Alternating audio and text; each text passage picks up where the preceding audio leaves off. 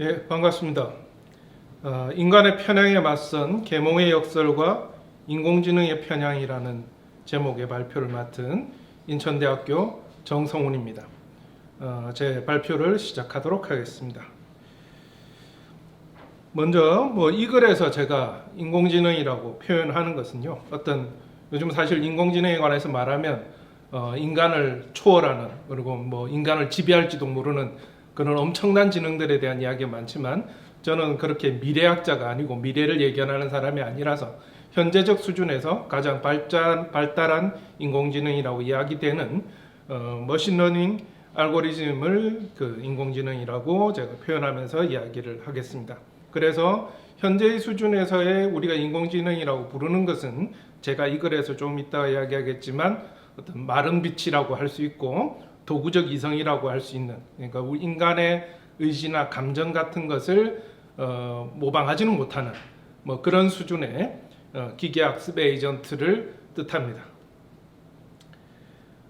제가 인간의 편향에 관한 그 주제를 고민하면서 제일 먼저 떠올렸던 게 바로 프란시스 베이컨이라고 하는 철학자입니다. 우리가 이 계몽, 인라이트먼트라고 하는 그것의 역사, 17, 18세기에 유행했던 계몽의 역사를 이야기할 때 프란시스 베이컨을 제일 첫 번째로 꼽습니다. 물론 이제 이 시대에 계몽이라는 게 유행은 아니었지만 어떤 인간 정신의 진보 이런 것들을 이루고자 했던 어떤 계몽 운동의 출발점으로 흔히 베이컨을 이야기하는데요. 베이컨은 그 잘 알려진 신기관이라고 하는 책에서 4가지 우상에 대해서 이야기를 합니다. 베이컨의 표현은 우상인데 우리가 이 내용을 보면 여기도 했지만 제가 일일이 소개하지는 않겠고요. 어쨌든 일종의 오늘날 우리가 문제가 되고 있는 바이어스, 편향이라고 말할 수 있고요. 이 4가지 그 편향을 제가 각각 이야기하기보다는 이것을 이야기한 다음에 저는 그 베이컨이 신기관에서 말하는 이 구절에 특히 주목을 했습니다. 이 구절을 보면서 저는 베이컨이 상당히 어떻게 보면 오늘날 인공지능 연구자들이 꿈꾸던 것을 이미 꿈꾸었구나 이런 생각을 하게 됐는데요. 이 문구는 좀 읽어보도록 하겠습니다. 인간의 지성은 마른 빛과 같은 것이 아니라 의지와 감정의 영향을 받는다. 의지와 감정이 그것들 고유의 내용을 만들어내기 때문이다. 인간은 언제나 그가 선호하는 것을 기꺼이 믿으려 한다. 그래서 인간은 탐구에서 요구되는 인내력으로 인한 어려움들을 거부한다. 그는 희망이 꺾일까 두려워 냉철함을 거부하며 미신으로 인해 자연의 심오함을 거부한다. 그는 오만과 자부심으로 인해 실험의 빛을 거부하는데 그의 마음이 범속하고 변화하는 객체들에 사로잡혀 있다는 것을 드러내지 않기 위해서 그러하다. 또한 그는 저속한 자들의 견해를 두려워하여 그에 반하는 것을 거부하게 된다. 간단하게 말해 인간의 감정은 수많은, 때로는 알아챌 수 없는 방식으로 그의 지성을 물들여 감염시킨다. 이 구절을 보면서 저는 계몽이 꿈꾸었던 것이 무엇인가, 그리고 그런 것에 그 계몽의 성공으로 인한 오늘날의 과학기술의 발전이 이룬 것이 무엇인가, 그것들을 연결해서 볼 수 있었는데요. 그래서 이제 제가 오늘날 인공지능의 발전과 관련해 가지고 이세돌과 한번 AI를 비교를 해보도록 하겠습니다. 베이컨이 말한 마른 빛을 기준으로 볼 때 이세돌이라고 하는 바둑기사는 보통 사람, 저 같은 사람보다 훨씬 더 드라이한 마른 빛의 지성을 가진, 건조한 지성을 가졌다고 볼 수 있죠. 왜냐하면 저 같은 경우에 바둑을 한 판 두려고 하면 중간에 담배도 피워야 되고 커피도 마셔야 되고 중간에 온갖 딴짓도 하다가 이래야 되는데 이세돌 기사는 처음부터 끝까지 그 몇 시간을 꼼짝도 하지 않고 수계산을 할 수 있는 그런 아주 드라이한 마른 지성입니다. 그런데 이세돌은 그래도 어쨌든 사람이죠. 사람이라서 베이컨이 말했듯이 아무리 마른 빛과 같이 못해가지고 이세돌도 가끔 젖어버릴 수밖에 없는 거죠. 그래서 제가 3개의 인터뷰를 따왔는데 다 JTBC 인터뷰입니다. 커즈한테, 사람한테 처음 졌을 때가 저희 첫 구절입니다. 보면 소력을 해야 하지 않을까. 자, 의욕과 의지와 감정이 느끼지죠. 이렇게 이제 커즈한테 졌을 때는, 사람한테 졌을 때는 이세돌이 저렇게 말했습니다. 그런데 두 번째 이제 알파고한테 지고 나서는 좀 내가 이제까지 감각적으로 많이 듣는데 감각을 너무 믿어서는 안 되겠다. 마른 빛이 되어야 되겠다. 지금 이런 이야기죠. 어떻게 보면 그런 인터뷰를 알파고한테 진 직후에 했습니다. 그런데 얼마 전에 아시겠지만 이세돌은 결국 은퇴를 했습니다. 은퇴 대국을 앞두고 더 이상 이 인공지능 시대에 나는 바둑을 못 두겠다 이런 심정을 가지고 이야기를 하면서 이제 은퇴를 하면서 마지막 대국을 앞두고 어떻게 이야기했냐면 자기는 나름 예술로 바둑을 배웠다. 그 바둑은 낭만이라고 생각한다. 이 게임은 그저 게임은 아니라고 본다. 낭만이 있어야 된다. 이런 이야기를 마지막 인터뷰에서 합니다. 그러니까 인공지능 마른 빛들끼리 하고 사람들이 또 이세돌이 되게 안타까워한 게 다른 기사들이 인공지능으로 바둑을 배우면서 뭔가 실력이 늘어나는데 나는 그러기 싫었다 이런 이야기죠. 그래서 뭔가 이제 이세돌은 나는 인간이고 싶다라고 하는 호소를 하면서 은퇴했다고 볼 수 있습니다. 그렇다면 알파고나 마지막에 그 이세돌과 대결했던 한돌한테 인터뷰를 요청하면 어떻게 될까요? 아무 말도 안 합니다. 네, 그죠? 음성 기능을 달아줘도 자기 의식도 없기 때문에 더 이상 말할 필요가 없는, 건조할 필요가 없는 지성이 이런 인공지능이라고 할 수 있습니다. 자, 그래서 이 베이컨 이야기부터를 했는데 베이컨의 이 구절이 저는 대단히 핵심적이라고 보고 그 이후에 여러 계몽의 철학자들, 계몽시대 17, 18세기 철학자들도 다 좀 비슷한 부분들을 갖고 있습니다. 그래서 대표적으로 데카르트의 경우에도 철저한 의심을 통해서 이전에 갖고 있던 모든 편견의 뿌리를 뽑아야 된다는 거고 로크는 인간의 정신을 백지 상태라고 설정해보자 이런 말을 했죠. 그래서 백지 상태에서 감각 경험으로만 관념들을 쌓아나가는 정신에 대해서 이야기를 했고 칸트의 경우 계몽이란 무엇인가에 대한 답변이라는 글에서 후견인들이 심어놓은 어떤 선입견으로부터 벗어나는 그래서 자신의 고유한 지성을 사용할 용기를 가진 그런 사람이 되라 뭐 이런 식으로 하는 게 계몽이다 이렇게 주장을 했습니다. 그래서 계몽은 다 어떻게 보면 인간의 편향, 선입견 이런 것들에 맞선 그런 운동이었다고 평가할 수 있습니다. 그렇다면 이 계몽은 잘 진행될 수 있었느냐? 베이컨도 이미 인간은 마른 빛이 못 된다. 이게 참 안타깝다. 이런 분위기였듯이 인간은 철저하게 의지와 감정을 배제할 수가 없습니다. 그의 신체성으로 인해서. 그러다 보니까 초기에는 이 17, 18세기에 계몽운동이 진행되던 시대는 동시에 계몽과 함께 동시에 사랑의 시대였고 낭만의 시대이기도 했습니다. 그래서 뭐 여기 여러 가지를 이야기했지만 17세기에 이미 루만이 밝힌 것에 의하면 사랑과 이성이 서로의 고유한 관할권, 고유한 주권 영역을 가진 타협을 제안하는 그런 글들도 이미 17세기에 나왔었고 그다음에 루소도 이미 계몽 사상파 안에서 연애 소설을 쓰고 시골 생활을 찬양하는 장자크 루소가 계몽의 전성시대 파리에서 등장을 했었고요. 그 다음에 18세기 칸트가 계몽이란 무엇인가에 대한 답변을 쓰던 그 시절에 바로 독일에서는 괴테 실러와 같은 질풍노도의 문학이 유행을 했고 그러니까 가장 합리적인 인간지성을 사용해야 된다는 주장과 함께 동시에 가장 비합리적인 사랑과 예술이 동시에 18세기에 등장을 했던 것입니다.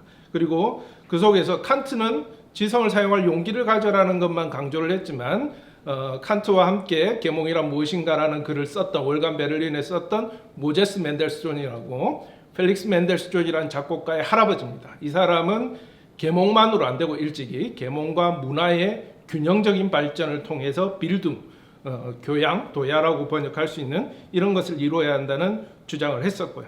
그리고 그런 맨델스존 이후에 19세기 초에 낭만주의가 유행을 하면서 낭만주의 시대에 와서 제가 볼 때는 일종의 타협이 이루어졌다. 상호양해가 이루어졌다.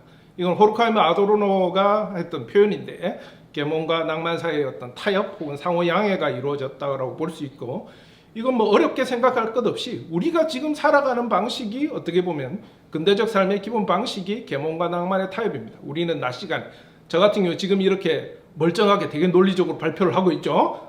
멀쩡한 것 같나요? 잘 모르겠지만 이렇게 발표할 때 저는 아주 드라이하게 하려고 지금 되게 노력하겠죠. 저는 지금 커피를 마시고 싶다는 욕구라든지 여러 가지 이걸 빨리 끝내야 되는데 이런 것들을 잘 억제해서 최대한 드라이하게 30분의 발표 시간을 보낼 겁니다. 하지만 제가 오늘 저녁에 오늘 뒤풀이를 하고 술을 한잔 하기 시작하면 아주 로맨틱해질 수도 있겠죠. 예술을 즐길 수도 있겠고 집에 가서는 사랑한다고 말할 수도 있겠고 이런 식으로 우리의 삶은 사실은 계몽과 낭만의 타협으로 이루어지는 일들이 이제 19세기를 통해서 이루어졌다라는 겁니다.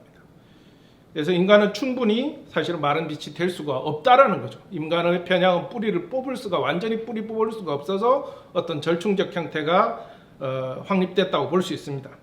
그렇지만 기본적으로 우리가 낮에 공식적 생활 이런 시간들 출근해서 하는 시간들 학자가 논문을 쓰는 시간들 이런 것들을 통해서 계몽은 눈부시게 발전을 했습니다. 그래서 우리의 사회의 중심부는 공교육, 과학기술, 조직화된 산업경제, 관료화된 합리적 행정이 눈부시게 발전하면서 20세기 초에 베이컨이 꿈꿨던 것들은 과학기술의 발전, 베이컨은 막 비행기도 꿈꾸고 잠수함도 꿈꾸고 뭐 그 종의 변화도 꿈꾸고 이런 여러 가지 오늘날 우리가 누리고 있는 것들을 다 꿈꿨는데 베이컨이 꿈꿨던 것들은 대부분 이루어졌습니다. 계몽은 어떻게 보면 승리했습니다.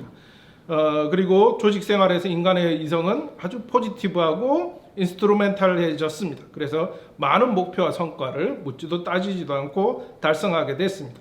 그리고 포지티비스트 학자들은 주어진 데이터를 가지고 의심하지 않고 그대로 받아들이면서 됐습니다. 그 결과는 무엇이었냐? 그렇게 충실하게 포지티브한 태도를 가지고 이성이 발전한 결과는 두 번의 세계대전이었죠.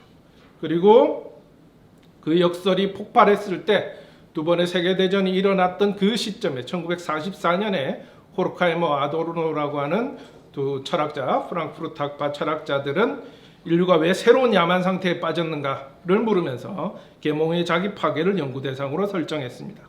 그러면서 그들은 이것은 구체적으로 나치의 문제라든지 뭐 몇몇 사악한 정치 체제의 문제가 아니다. 계몽의 개념 자체가 오늘날 도처에서 일어나고 있는 저퇴보의 싹을 함유하고 있다. 이렇게 말했습니다. 그러니까 인간의 자연지배를 위해 세계의 계산 가능성과 세계를 계산 가능한 것, 유용한 것의 척도에 맞춰서 모든 것을 의심했던 계몽은 그 성공으로 인해서 역설적으로 사람을 죽이는, 계몽을 파괴하는 이런 것이 됐다. 인간 학살의 도구가 됐다는 거죠. 그리고 이런 계몽의 역설은 이미 베이컨한테도 함축되어 있었고 많은 사람들이 또한 지적한 것입니다. 그러면 이 계몽의 역설에 대해서 철학은 어떻게 대응을 했는가? 사실은 이 철학적 대응은 이미 계몽 시대, 칸트부터도 계몽의 역설에 대한 어떤 대응을 미리 했다고 볼 수 있습니다. 바로 크리틱, 비판 개념하고 그다음에 레플렉션, 반성이라는 개념이 이미 칸트에서부터 마련됐습니다. 비판은 한마디로 말해서 어떤 한계를 설정하는 것입니다. 그래서 이성의 너 이론 이성이면 너는 이런 한계 안에서 해라. 내가 실천 이성이면 이런 한계 안에서 해라. 이성을 공적으로 사용할 때는 이렇게 하고 사적으로 사용할 때는 이렇게 하라. 이런 한계를 설정해주는 작업이 크리틱이라고 비판이라고 할 수 있고요. 반성은 뭐 헤겔이 잘 규정하고 있는데 자기 관계적 부정성, 되게 어려운 말이죠. 직접적인 것과 매개된 것의 통일성 이런 이야기를 했는데요. 간단하게 말해서 포지티브 하지 말라는 겁니다. 그러니까 있는 그대로 받아들이지 말고 데이터를 의심하는 나 자신과 직접적인 것, 네거티브한 것과 포지티브한 것을 동시에 사고하는 것이 사실 리플렉션의 핵심입니다. 반성이라고 볼 수 있습니다. 이런 것들을 비판과 반성이 이미 이 독일 관념론 시대에 이미 어떤 계몽의 문제점에 대한 철학적 대응으로 나왔다고 할 수 있고요. 그런 대안을 호르카이머 아도르노는 어떤 이 계몽의 반성을 촉구하는 방식으로 했습니다. 그래서 몇몇 멋진 문구들을 좀 읽어보면 호르카이머 아도르노는 계몽의 변증법이라는 책에서 계몽은 자기 자신을 되돌아봐야 된다. 신화로부터 기원 원리학으로 나아가는 길에서 사유는 자기 자신에 대한 반성의 요소를 잃어버렸다. 주체 안에 자연의 기억을 통해 계몽은 지배일방과 대립한다. 이런 거죠. 그래서 이런 비판 이론이 촉구한 이런 리플렉션은 그러면 얼마나 실제로 이루어졌을까요? 어떻게 보면 상당한 성과를 올렸다고도 할 수 있습니다. 우리는 2차 세계대전 이후에 더 이상 핵폭탄을 쏘지 않게 됐고요. 뭐 여러 가지 어쨌든 인류는 많은 이런 도구적 이성이 낳은 폐해에 대해서 스스로를 교정하는 노력을 했습니다. 하지만 개개인별로 보면 어떻습니까? 사람들은 그렇게 비판적이거나 반성적이지 않습니다.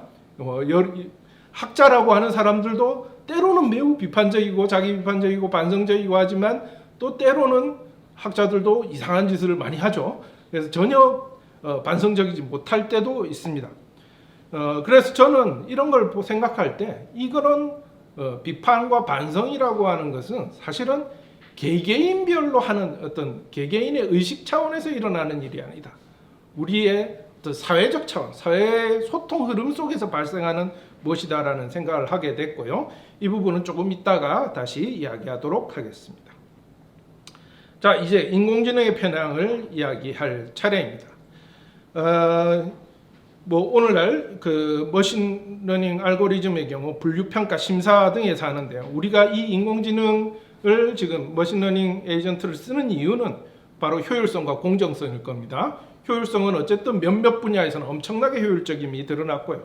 문제는 이제 지금 문제가 되고 있는 것은 공정성입니다. 앞서 기조 발표자도 이야기를 하셨고 그다음에 제 다음에 발표하실 김건우 선생님이 구체적인 사례를 아주 많이 이야기하실 거기 때문에 저는 구체적 사례는 그렇게 좀 생략을 하고요. 그래서 여러 가지 지금 이미 그 인공지능 알고리즘이 페어니스를 깬다라고 하는 그런 사례들이 여러 군데서 나옵니다. 태포체이, 콤파스, 아마존의 직원 채용, 한국에서도 최근에 인사 시스템을 AI로 도입하겠다 그랬는데 여기서도 어떤 편향이 또 일어날지 모릅니다.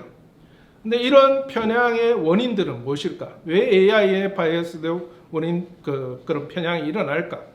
머신러닝 알고리즘이 예전의 인공지능에 비해서 놀라운 성과를 낳은 것은 스스로 이 데이터를 갖다가 발굴해 가지고 학습을 한다는 거죠. 근데 문제는 그 데이터가 이미 그 트레이닝 데이터가 인간의 역사적 편향들을 함축할 수밖에 없는 겁니다. 그래서 프리프로세싱 과정에서의 트레이닝 데이터의 편향성이 있을 수밖에 없고 채용 알고리즘의 경우에 대부분 그렇습니다.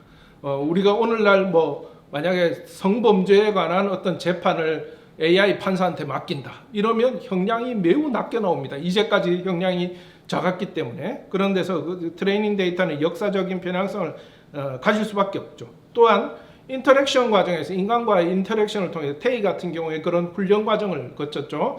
인간과 계속 인터랙션 하면서 이제 자기를 교정해 나갔는데 그 과정에서 그 인터랙션 하는 인간들이 어떤 편향성을 주입합니다. 특히 저는 어떤 테이 같은 경우에 이런 문제죠.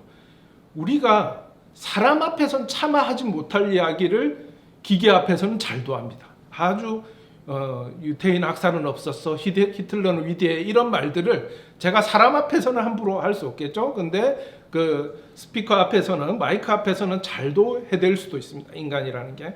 그래서 컴퓨터와의 인터랙션에서 인간은 다른 인간과의 관계와는 전혀 다른 방식으로 말하는 경우가 많기 때문에 이 인터랙션 과정에서의 학습도 상당히 편향성을 갖기가 쉽습니다.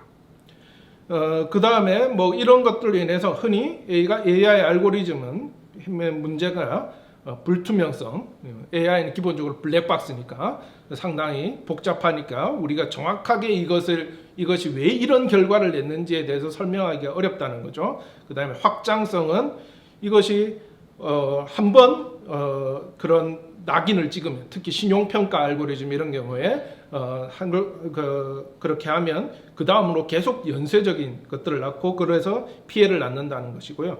이것과 관련해서 구체적인 예들은 오닐이라고 하는 사람이 쓴 대량살상 소황무기라는 책에 매우 많은 사례들이 잘 분석되어 있습니다.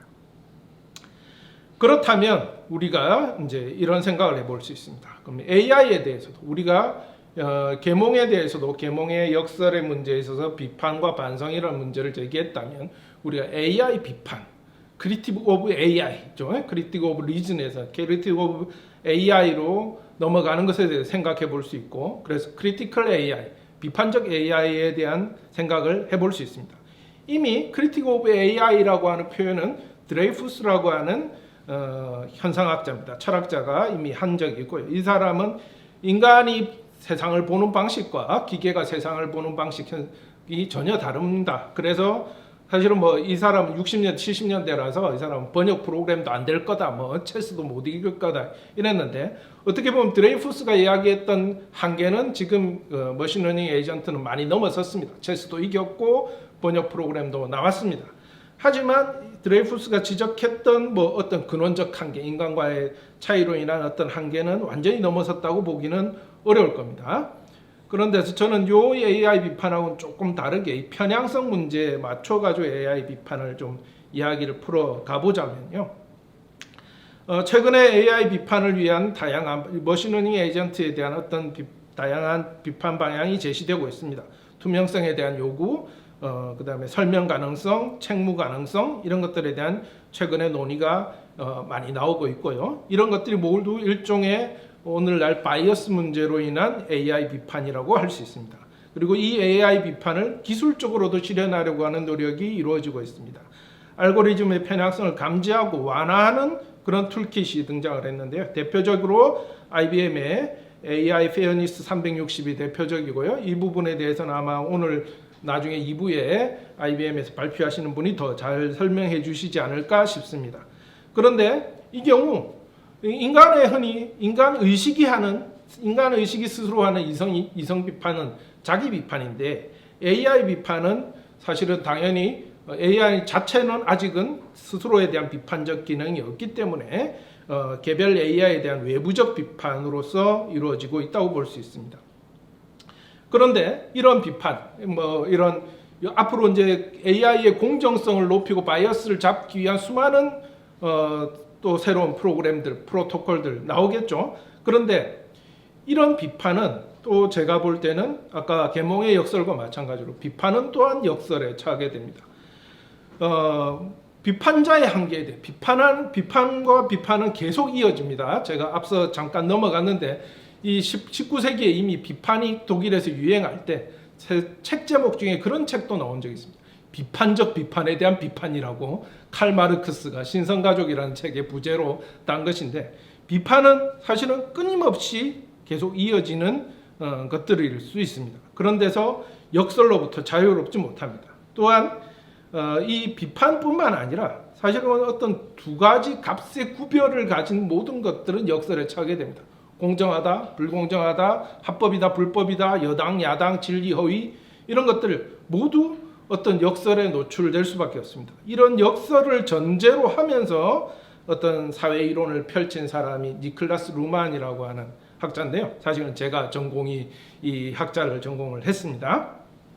루만은 비판, 반성, 합리성 등 전통적인 철학 개념들을 체계 이론 관점에서 재구성을 했습니다. 루만은 비판을 1차 관찰자의 구별 기준 그 자체를 관찰하는 것, 즉 1차 관찰자의 맹점, 1차 관찰자가 관찰하는 자가 무엇을 보지 못하는지, 그가 무슨 구별을 사용하고 있는지죠. 그가 공정, 불공정의 구별 기준을 사용하고 있는지, 합법, 불법을 사용하고 있는지 이런 것들을 하는 것을 관찰하는 것. 그런 세컨드 오더 observation을 비판으로 규정을 했고요.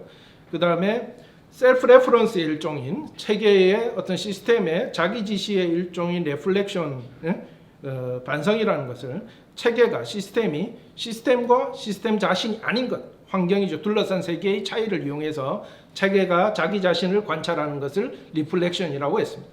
그리고 이 리플렉션 중에서 가장 고차원적인 어떤 리플렉션, 체계가 이런 어떤 시스템이 이런 그 반성의 최고의 경우를 합리성, 그러니까 시스템 자신을 관찰할 뿐만 아니라 둘러싼 세계까지 체계와 환경의 차이의 통일로서의 세계 그 자체를 관찰하는 것을 합리성이라고 이야기했는데요.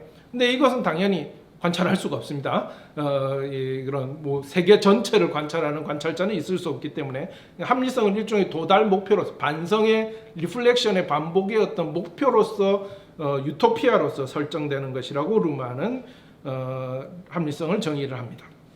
그래서 루만은 근데 인간이 이런 걸 할 수 있느냐 이거죠. 인간은 사실은 우리는 때로는 합리적이고 때로는 반성적이지만 일관되게 그러지 못합니다. 인간은 저녁 시간에 퇴근하고 나면 낭만적으로 살아야 되고요. 그렇기 때문에 인간은 일관되지 못하고 인간은 그렇게 개인의 의식 차원에서 보면 복잡하지 않습니다. 사실 우리가 나름 합리적으로 저도 뭐 논문을 쓰지만 쓸 수 있는 것은 논문을 써놨기 때문입니다. 일종의 그 기록 도구들을 이용해 가지고 우리는 자기 자신의 생각을 계속 이어나갈 수 있죠. 그래서 의식이 혼자 스스로 이런 리플렉션의 과정을 치밀하게 할 수 없습니다. 그리고 일종의 의식이 합리적일 때는 일종의 소통의 모방을 통해서, 그러니까 타인과의 대화를 내 의식 안에 모방할 때만 우리가 어느 정도 리플렉션을 한다고 볼 수 있습니다. 그래서 루마는 사실 반성이라고 하는 것 혹은 합리성은 인간 의식이 갖고 있는 능력이라기보다는 특수한 어떤 사회적 체계들의 능력이다라고 봅니다. 특히 법, 경제, 정치 같은 이런 고도로 발달한 현대 사회의 기능 체계들이 이런 합리성을 지향하는 반성 프로세스를 갖고 있다고 봅니다. 이야기는 막 한도 끝도 없이 할 수 있기 때문에 나중에 참고 논문을 보시면 되고, 아주 간단한 예만 들자면, 법을 이야기로 들자면, 법은 이런 거죠.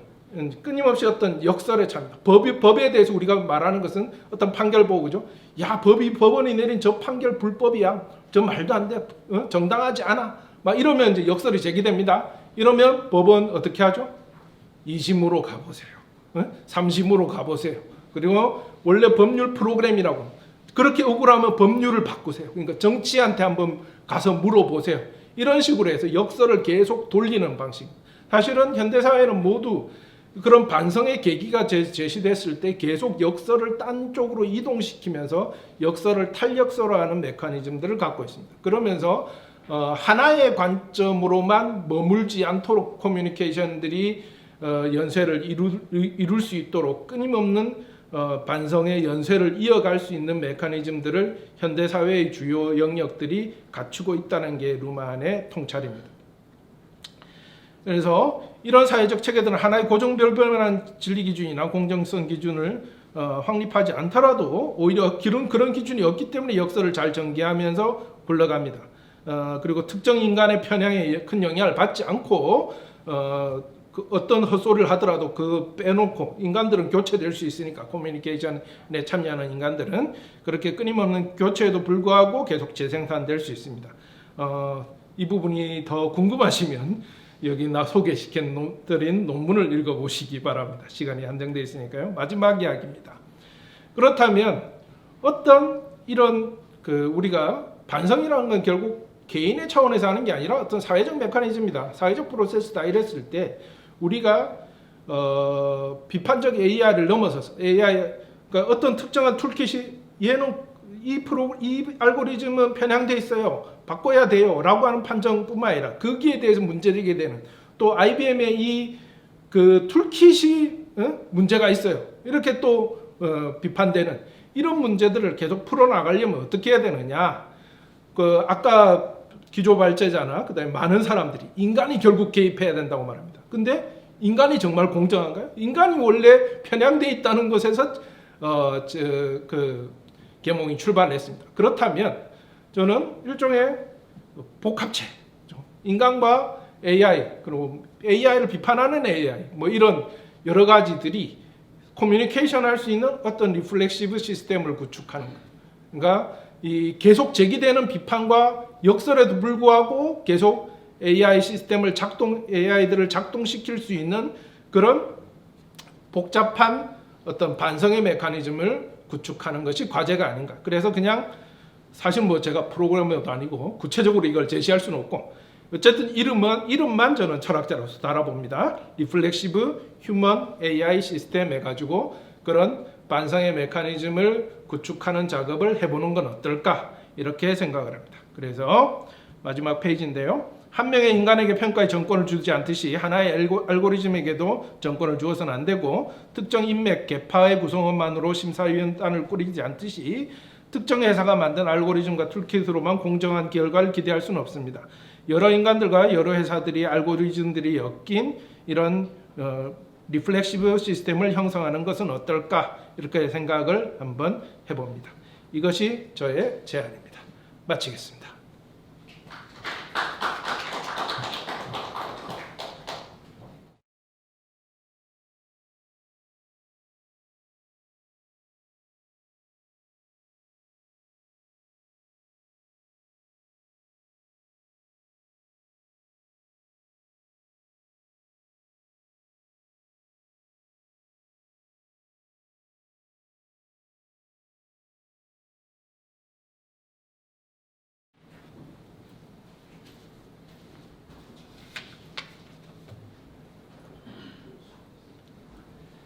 네, 정성호 선생님 발표 잘 들었고요. 저는 정성호 선생님의 발표에 논평을 할 현영종이라고 합니다.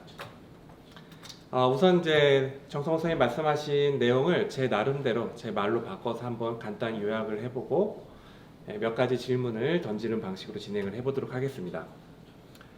발표의 주요 내용을 아주 간단하게 정리해보면 이렇게 이야기할 수 있을 것 같습니다. 약간 저는 이제 니콜라스 루만이 계속 이제 배경에 있다고 생각하는데, 이런 루만의 관점에서 보면 이제 서구 계몽의 역사가 말씀하신 대로 이제 진행이 되고, 이제 이를 기초로 해서 그 인공지능을 다시 생각해보고 거기에 대해 어떤 제안을 제시하는 것, 이게 이제 전체 발표의 주요 내용인 것 같고요. 그래서 이제 서구 근대에서 그 현대까지 그 계몽주의의 전통을 잇는 여러 사상가들이 그 인간이 저지르고 있는 오류, 이제 여기서는 이제 편향을 이제 극복하고자 노력을 했고, 때로는 그것이 이제 비극적인 사건들을 낳기도 했지만, 종국에는 이제 현대 사회에서 어느 정도 성과를 이루었다라고 얘기하시는 걸로 저는 받아들였습니다. 그리고 이제 발표자가 그 말하시는 주장은, 우리가 이러한 이제 계몽의 역사를 참조해서 인공지능을 사유하고 처방한다면 그 인공지능의 중요한 문제 중에 하나인 이 편향성 문제를 어느 정도 극복할 수 있다라고 이제 주장을 하는 게 아닐까 싶습니다. 이 글에서 가장 이제 중요한 비유가 마른 빛 혹은 뭐 건조한 빛이라는 이제 베이컨의 신기관에 나온 말인데, 그러니까 이제 인간의 어떤 의지나 감성에 감염되어 있지 않는 어떤 인간의 지성을 뜻하는 말로 보입니다. 그러니까 감정이나 의지에 이제 젖어 있는 빛인 그런 지성은 우상들, 그러니까 편향들을 이제 만들어내는 반면에 그래서 이제 그러니까 지성은 그런 상황에서 이제 교정, 치료를 해야 되는 것이죠. 베이컨의 이제 주장이겠죠. 여기에서 이제 제가 생각할 수 있는 거는, 아마도 이제 이런 주장에는 그 감염되기 이전에 어떤 지성이 있고 그 지성은 이제 완전하다는 생각이 있으니까, 감염으로부터 벗어난다면, 그걸 치료할 수 있다면 문제가 해결될 수 있다라는 생각이 전제되어 있는 것 같습니다. 그리고 이제 곧 이어서 이제 정성호 선생님은 이제 호르크하이머나 이제 아도르노 등 이제 프랑크푸르트 학파를 원용하시면서 이렇게 얘기했습니다. 그러니까 근대인은 마른 빛을 추구했으나 결국에 그건 도구적 이성에 불과했고, 그리고 인류는 이제 새로운 야만 상태로 이제 빠지게 된다. 그래서 이제 오염되어 있지 않은 이성이, 계몽주의자들이 추구했던 이성이 오히려 인간을 계몽 이전의 상태로 몰고 갔다라는 이제 주장을 하고요. 하지만 이런 그 계몽주의적인 기획, 그 기획이 가져다 준 어떤 그 이성의 문제점을 그 이성의 관점에서, 이성의 어떤 능력을 활용해서 해결하려고 하는 노력이 계속 있다는 것을 이제 강조하시면서요. 철학사 속에서 특히 이제 칸트나 헤겔을 이용하시면서 비판이라는 개념, 그리고 반성이라는 개념을 강조하고 계십니다. 그러니까 비판이나 반성이 이제 간단한 개념은 아니겠지만, 제가 이제 제 나름대로 간단하게 줄여서 바꿔서 말씀드려 보면, 어떤 직접성의 위험으로부터 벗어나서 어떤 판단의 기준을 다소 이제 메타적으로 생각해 보는 것, 이렇게 얘기를 바꿔서 얘기해 볼 수 있을 것 같고요.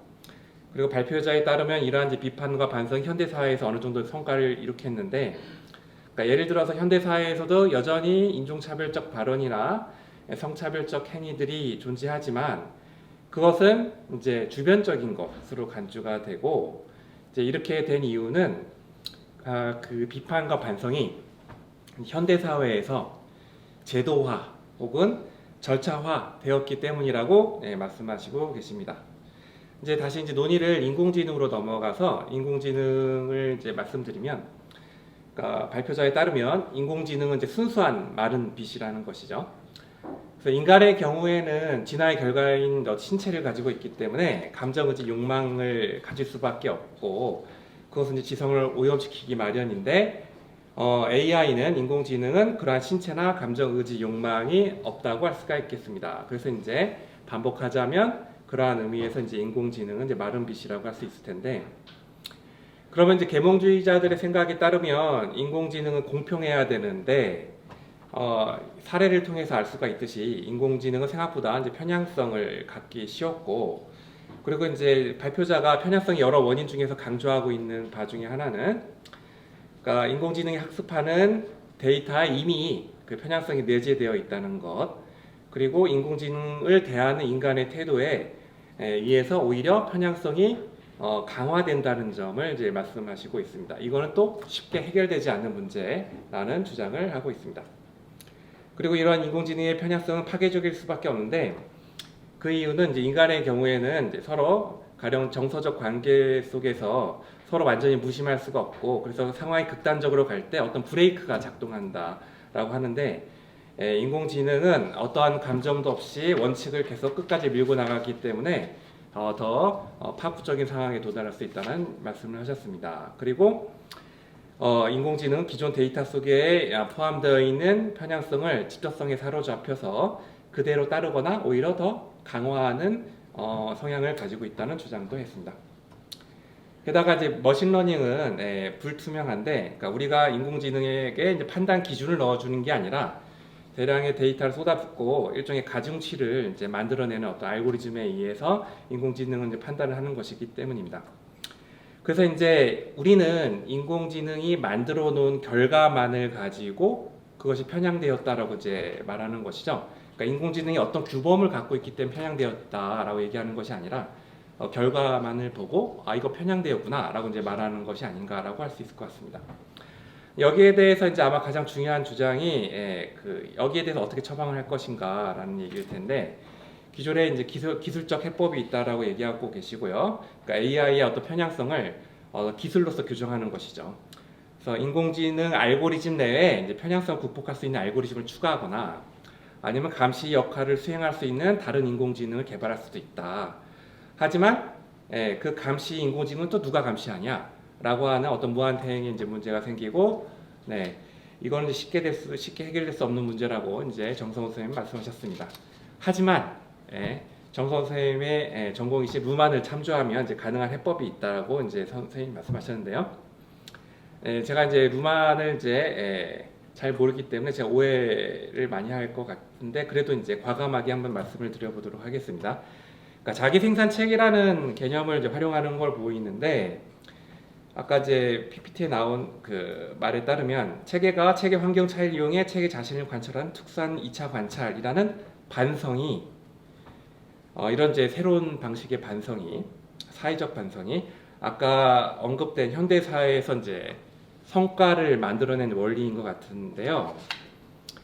가령 뭐 학계에서는 허위나 진리의 구별이 학술지라는 제도를 통해서, 사법 절차에서는 법이나 불법의 문제가 삼심제라는 제도를 통해서 어느 정도 해결될 수가 있다. 그러니까 법 자체가 정당하냐 아니냐의 어떤 근본적인 기준을 찾을 수는 없지만 어떤 절차를 통해서 우연성을 제거하고 편향성을 어느 정도 제거한다면 완전히 안정적이지는 않지만 어느 정도의 안정성을 가지고 있는 뭔가를 만들어낼 수 있다는 이런 주장을 하고 있는 것으로 보이고요. 이러한 점들의 기초에서 이제 정성호 선생님은 리플렉시브 휴먼 AI 시스템이라는 것을 제안하셨고, 이것을 통해서 인공지능의 편향성 문제를 해결할 수 있을 것이 아닌가라는 말씀을 하셨습니다. 제가 이제 이런 얘기를 듣고 이제 간단하게 얘기를 하도록 하겠습니다. 이제 몇 가지 질문만 던지면요. 우선 이제 편향이라는 것이 도대체 무엇이냐라는 질문을 해보고 싶은데, 기조 발표에서 제가 약간 이해가 된 부분도 있지만 그럼에도 불구하고 좀 더 질문을 드리도록 하겠습니다. 아마 에러, 오류 일반을 말하는 거는 같지는 않고요. 그래서 이제 편향성을 통해서 단지 어떤 윤리적인 규범을 얘기하려고 하는 것도 아닌 것 같은데, 이제 무엇을 얘기하려고 하시는지 조금 더 설명을 해주셨으면 좋겠고, 게다가 이제 그 편향성의 이제 원인에 대해서 얘기할 때 계몽주의자들이 이제 편향성을 낳는 것이 이제 일종의 젖은 빛, 마른 빛과 대비되는 젖은 빛이 만들어낸 어떤 판단도 아닌 것 같은데, 이제 거기에 대한 이제 설명이 좀 있었으면 좋겠고요. 특히 이제 그 데이터가 갖고 있는 어떤 그 편향성을 그대로 받아들인다, 이런 이제 표현을 하셨는데, 사실 데이터는 이제 사실들이잖아요. 근데 이게 이제 편향성을 가지고 있다라고 얘기한다는 거는 이미 우리가 어떤 규범을 가지고 그 데이터에 이제 편향성이 있다 없다를 얘기하는 것 같거든요. 그래서 이제 그런 어떤 그 편향성에 대해서 얘기한다는 것은 우리가 어떤 규범을 미리 전제하고 이야기하는 것은 아닌가, 이러한 관점에서 이제 편향성에 대한 설명을 조금 더 부탁드렸으면 좋겠고요. 한 가지만 더 이제 말씀을 드리면, 그 마지막에 제안해주신 그 리플렉시브 휴먼 AI 시스템이 이제 무엇인지가 저는 잘 이해가 안 되는데, 그러니까 휴먼 AI 시스템이라고 할 때 휴먼하고 AI가 동격으로 같은 위치에서 이제 이어진 것 같은데, 그러니까 우리 인간은 아까 발표해 보시면 반성적 사유를 하는 충분히 반성적 사유를 할 수 있는 존재가 아니다 이런 말씀을 하시긴 하셨지만, 그런 이제 미약한 반성적 사유 자체도 AI는 이제 못하는 존재란 말이죠. 근데 그러한 AI와 인간이 함께 시스템을 만든다는 게 도대체 무슨 말일까? 결국엔 이제 제가 이제 드는 인상은 결국엔 인공지능을 감시하는 뭔가 시스템을 만든다는 것과 다름없지 않느냐. 그러니까 결국에는 그 최종 결정은 인간이 하는 것이다라는 그 주장에 대해 비판을 하시면서 리플렉시브 휴먼 AI 시스템을 얘기하셨지만 크게 다를 바 없는 얘기를 결국 하고 있는 것은 아닌가라는 조금 생각이 들었습니다. 제가 여기까지 하도록 하겠습니다.